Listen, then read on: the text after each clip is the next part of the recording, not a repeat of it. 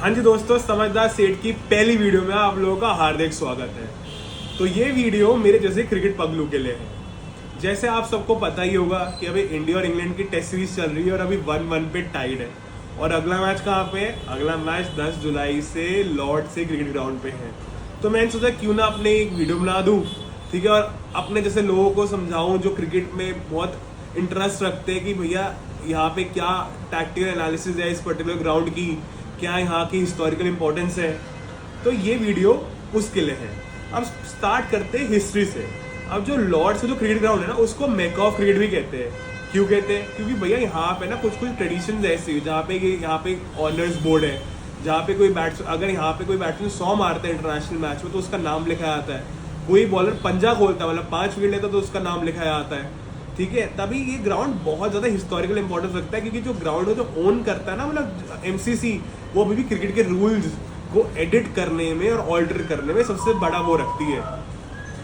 अब मैं चलूंगा कि इस पूरे ग्राउंड की टैक्टिकल एनालिसिस में। तो आप अपनी स्क्रीन पे जैसे देख सकते हैं, तो आपको मेरी स्क्रीन दिखेगी, अब वो देखना, मैं आपको साथ साथ समझाऊंगा कुछ। देख सकते हैं ये हमारा लॉर्ड्स का क्रिकेट ग्राउंड है। ठीक है, थोड़ा इसको हम जूम करना चाहेंगे। ये आपका पवेलियन एंड है, सॉरी, ये आपका पवेलियन एंड है, और ये आपका, क्योंकि यहाँ पे नर्सरी है तो हम इसको एक नर्सरी एंड कहते हैं। अब सबसे पहली चीज़ जो आपको समझनी चाहिए वो है कि विंड डायरेक्शन इस ग्राउंड में क्या रहता है। इस ग्राउंड में जो विंड डायरेक्शन है भाई साहब वो ये रहता है। ठीक है, ऐसे हवा यहाँ से आती है और इस तरह से ये आपका विंड डायरेक्शन रहता है। तो दूसरी चीज़ जो यहाँ पे बहुत बड़ा टैक्टिकल एडवांटेज प्ले करती है कि ये जो इसकी जो पिच है ना, ये जो बीच में पिच दिख रही है आपको, ये एक स्लोप पे है। अब कई बार हमने देखा है कि जब बॉलर्स रनअप डाल रहे होते हैं तो वो स्लोप पे चढ़ रहे होते हैं, स्लोप से उतर रहे होते हैं, पर ये तो पिच स्लोप पे है। इस पिच का स्लोप पे होने का मतलब क्या है कि ये जो पवेलियन एंड है ना, ये आपका 2.5 मीटर ऊपर है, 2.5 मीटर ऊपर है, और ये 2.5 मीटर नीचे है। इसका मतलब क्या हुआ कि मैं बताता हूँ बॉलर की नज़र से इसका मतलब क्या होगा कि जब कोई राइट आर्म फास्ट बॉलर यहाँ से बॉल डालने आएगा तो पहले तो उसकी बॉल विंड डायरेक्शन में से बॉल ऐसे अंदर कटेगी, स्विंग होगी, एंड जब टप्पा खा के जो उसको सीम मूवमेंट मिलेगी वो बाहर की मिलेगी। तो भैया एक तो पहले बैट्समैन स्विंग को काउंटर करे, उसके बाद बैट्समैन जाके स्विंग को भी सीम को भी काउंटर करे। अब आप लोग पूछोगे कि यार ये तो सिर्फ फास्ट बॉलर की बात है, स्पिनर्स को क्या एडवांटेज मिलता है? अब यहीं से अगर कोई स्पिनर बॉल डालने आता है ना, तो स्पिनर को एडवांटेज ये मिलता है कि पहली बात तो यहाँ पे पवेलियन एंड से हमेशा बाउंस ज़्यादा मिलता है आपको। जब आपको बाउंस ज़्यादा मिलता है तो उससे क्या होता है कि बैट्समैन को आगे और पीछे होने में थोड़ी सी दिक्कत आती है, क्योंकि दूसरे एंड तो बाउंस बिल्कुल नॉर्मल है, इस एंड पे बाउंस थोड़ा हाई बाउंस है और थोड़ी टर्न ज़्यादा है। अब यार ये तो मैंने सबको बताया पवेलियन एंड पे ऐसा होता है। अब आप पूछो नर्सरी एंड पे क्या होता है। नर्सरी एंड से जब कोई स्पिनर बॉल डालने जा रहा है ना, तो उसके लिए क्या होगा कि भैया जो बॉल है वो स्किड होके आएगी, लाइक टप्पा खा के बिल्कुल रफ्तार पकड़ लेगी। तो बैट्समैन को रिएक्ट करने का टाइम तो चलो मिल रहा है, पर वो उस पेस को जज अगर हवा में कर भी लिया तो टप्पा खा के तो बॉल तेज़ी आई ना, तो वो एक उसके लिए दिक्कत होती है।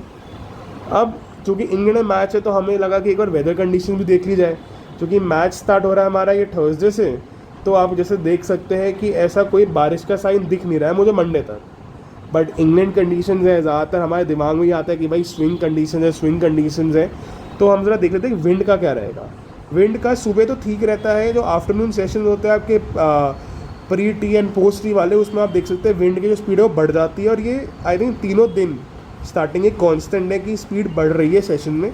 और संडे और मंडे को जो स्पीड एवरेज स्पीड है वो ही ज़्यादा है। मतलब यहाँ पे स्विंग तो बॉल होगी तो बॉलर्स को अपनी लाइन लेन कंट्रोल करनी पड़ेगी कि ये ना हो कि भाई आपकी बॉल स्विंग हो रही है पर आप इतनी लूजनेस डाल रहे हो और बैट्समैन वहाँ पे रन मार रहे हैं। ये तो हमने सारी टैक्टिकल बातें कर ली। अब मैं आपको अपने नज़र से अपना प्लेइंग लेवल बताना चाहूँगा। अब देखो कोई ख़ास चेंज इसमें है नहीं, हमारा बैटिंग ऑर्डर तो काफ़ी हद तक फिक्स हो गया है। ये जो ऊपर के हमारे जो ये वाले नाम है, ये यहाँ तक के नाम तो कांस्टेंट ही होने वाले हैं, इसमें मुझे लगता नहीं कोई चेंज की ज़रूरत है। जो चेंज मुझे लगता है ये शार्दुल ठाकुर को मैं नीतीश कुमार रेड्डी की जगह इन इसलिए कर रहा हूँ क्योंकि मुझे ऐसा लगता है, और ये मेरी एक ओपिनियन है, कि भैया शार्दुल ठाकुर यहाँ ऐसे हमारे पास सीम बॉलर हैं जिसको दोनों तरफ मतलब इन स्विंग आउट स्विंग डालनी आती है। क्योंकि जो हमारे बुमराह है, सिराज है, आकाशदीप है, वो बॉलर्स तो बहुत अच्छे हैं बट उनकी बॉल उतनी स्विंग नहीं करती जितनी शार्दुल ठाकुर ही करती है। ये बात हमने इंग्लैंड में पहले के टेस्ट सीरीज में भी देखी है। उसके बाद मैं ये देखता हूँ कि कुलदीप यादव को इस मैच में आना चाहिए वाशिंगटन सुंदर की जगह। अब इससे सब लोगों को लगेगा बैटिंग वीक हो रही है। आई नो कि सुंदर की जो बैटिंग एबिलिटीज़ है वो कुलदीप से ज़्यादा है, पर कुलदीप को भी आप नौ सीखे मत समझिए बैटिंग में। उसने भी फर्स्ट क्लास क्रिकेट में शतक मारा हुआ है, बट इसको हम बैटिंग नहीं, हम बॉलिंग लिए ला रहे हैं, क्योंकि हम पहला मैच जो लास्ट मैच है वो इंग्लैंड ने बिल्कुल धराशायी कर दिया इंग्लैंड को। और आपको पता है कि इंग्लैंड तो फेमस है अपने बैट्स बॉल क्रिकेट के लिए।